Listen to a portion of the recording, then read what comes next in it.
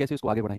Sir, कभी-कभी mock में math में 17-18 क्वेश्चन पहुँच जाते हैं, कभी-कभी 14-15 रह जाते हैं, ये समझ में ही नहीं आ रहा है कि मैथ मेरा अच्छा है या बेकार है। जब 17-18 क्वेश्चन सही हो जाते हैं तो लगता है यार मुझे पढ़ने की ज़रूरत ही नहीं है, मैथ तो मेरा परफेक्ट है। लेकिन किसी मॉक में मेरे 11-12 नंबर आ जाते हैं तो लगता है कि यार क्या कमी रह गई, क्या पढ़ूँ मैं? तो अंदर एक ऐसी डर बैठ जाता है कि यार ऐसा ना हो कि एग्ज़ाम में मैं जाऊँ और चीज़ें वहाँ भी मेरी बिगड़ जाएँ। बच्चा ऐसा कुछ भी नहीं है, आप लोगों के अंदर एक भ्रम है मॉक टेस्ट को लेकर। मॉक टेस्ट में आप अपने एग्ज़ाम डे को ना कंपेयर कर लेते हो कि मॉक में बिगड़ा, एग्ज़ाम डे में बिगड़ जाएगा। भाई ऐसा कुछ भी नहीं है। मॉक इज़ ऑल अबाउट बस आपका टाइम मैनेजमेंट। आप किस तरीके से और कितने अच्छे से टाइम को मैनेज करते हैं, वहाँ जाके एग्ज़ाम प्रेशर को झेलते हैं। मॉक टेस्ट आपको एग्ज़ाम प्रेशर को झेलना सिखाता है। मॉक टेस्ट के स्कोर से कभी भी आपको चिंतित होने की ज़रूरत नहीं है। जो भी क्वेश्चन मॉक टेस्ट में नहीं हो रहे हैं बस उनको नोट डाउन कर लो या फिर उनको देखो कि किस तरीके से ये आगे सॉल्व आउट होंगे, दैट्स ऑल। अब हम और क्या कर सकते हैं? देखो, आपका जो रेगुलर रिवीजन चल रहा है उसे चलने दो। ये जो मैं अब सीरीज़ कराऊँगा ये अलग से ऐड ऑन करना है आपको अपने टाइम टेबल में। भाई कुछ भी हो, कहीं से भी टाइम उधार लेके आओ।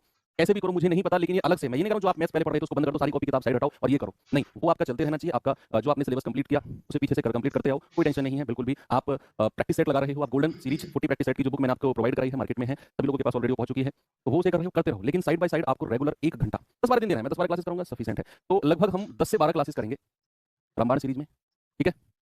बाइलिंगुअल क्लासेस होंगी, बिल्कुल टारगेट स्टडी होंगी। तो टारगेट में उन टॉपिक चैप्टर्स को भी नहीं, मैं उन टॉपिक्स को टारगेट करूँगा जो एग्जाम में रिपीटेडली पूछे गए हैं और उनकी शॉर्ट ट्रिक्स वगैरह, ठीक है? तो कुछ 10-12 क्लासेस होंगी, 10-12 ही टॉपिक होंगे, 14 टॉपिक पहले हैं, लगभग 11 टॉपिक और मानो तो टोटल 25 टॉपिक हो जाएँगे।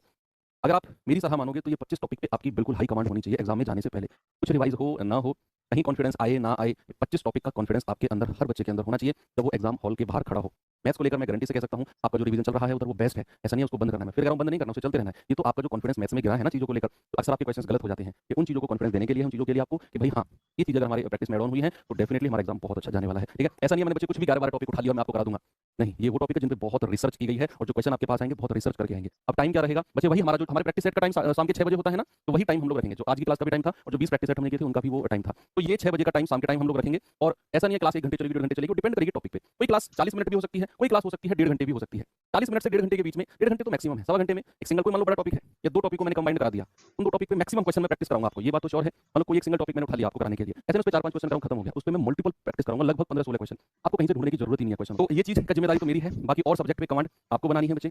इस बार सिलेक्शन लेना है, ये प्रॉमिस आप मुझसे करो और कमेंट में रेड हार्ट डालो। जिन लोगों को इस बार सिलेक्शन की जिद है कि भाई ये जो सम्मान समारोह है इसको हो रहा है ना, ये होने दो। दुःख नहीं मनाना है जिनका नहीं हुआ। अगले सम्मान समारोह में मुझे आप लोगों की प्रेजेंस चाहिए। मैं अपने पास एक मैसेज चाहता हूँ आप लोगों का कि सर सिलेक्शन हो गया। वो दिन आपका भी आने वाला है बच्चे। अभी हो सकता है एक सपना सा लगे। जब फर्स्ट टाइम मेरा भी सिलेक्शन नहीं हुआ था तो मुझे भी लगा था कि यार ये जो लोग सेलेक्ट होते हैं क्या भगवान इनको बना के भेजता है? इनका दिमाग कोई अलग से बनता है यार। हम में ऐसा क्या नहीं है जो इन लोगों के पास में है? आप लोगों को भी ऐसा लगता होगा ना? कुछ भी अलग नहीं है बच्चे। थोड़ा खेल प्रैक्टिस का है, थोड़ा खेल रिवीजन का है और थोड़ा खेल समय का है। किस्मत का नहीं, समय का थोड़ा खेल है। वो समय आपका नहीं था जब आपका सिलेक्शन नहीं हुआ, लेकिन जो आने वाला समय है ये आपका है और इसे आप कैसे यूटिलाइज़ करते हो, वो दिन जिस दिन फाइनल रिजल्ट आएगा, उस दिन आपका नाम